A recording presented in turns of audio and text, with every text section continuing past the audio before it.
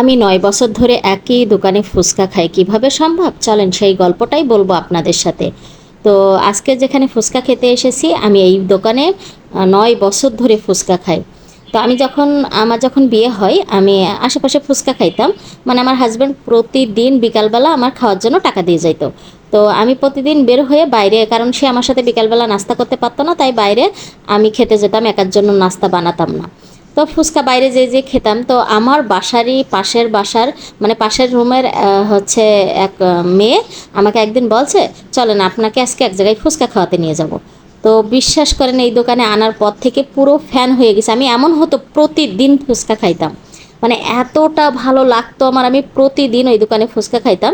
এদের স্পেশাল হচ্ছে এই যে টকটা বা ঝোলটা, এটা ওরা পুরো একদম গ্লাস ভরে দেয়। আর এটা আপনি স্পেশালভাবে আবার একটু বানিয়ে নিতে পারবেন, একটু টক, একটু মরিচ, তারপরে হচ্ছে একটু নুন, সব কিছু দিয়ে আপনি।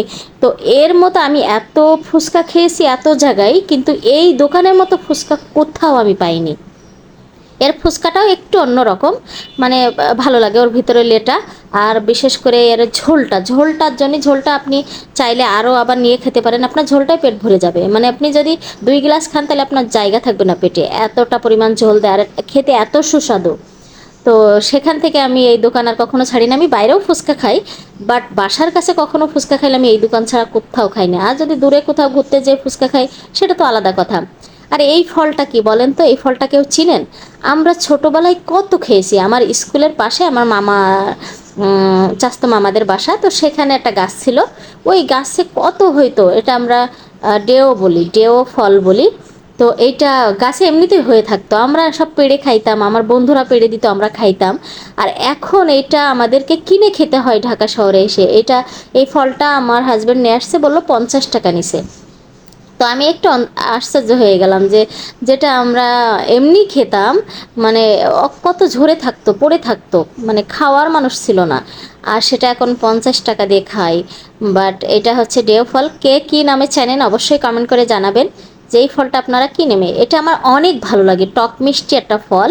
আর ভিতরটা একদম কাঁঠালের মতো, মানে একদম সেম কাঁঠাল। কাঁঠালের কোনো ব্যতিক্রম নেই, কাঁঠালের মতো দেখেন বিচিও আবার আছে। আর খেতে একটু টক মিষ্টি, আমার খুব পছন্দের একটা ফল। কিন্তু একটু সাইজটা বড়ই আছে, আমি একবারে খেয়ে পারলাম না, পরে আবার খাবো। আর এখন আসলাম একটু দুধ জ্বালাতে, মেয়েকে একটু দুধ খাওয়াবো। তো এই ছিল আমার আজকের ভিডিও। কেমন লেগেছে সবাই কমেন্ট করে জানাবেন। আর আর সবাই আমার পাশে থাকবেন, সবার জন্য দোয়া করি। বিদায় নেব। সবাই ভালো থাকেন, সুস্থ থাকেন। আল্লাহ হাফেজ।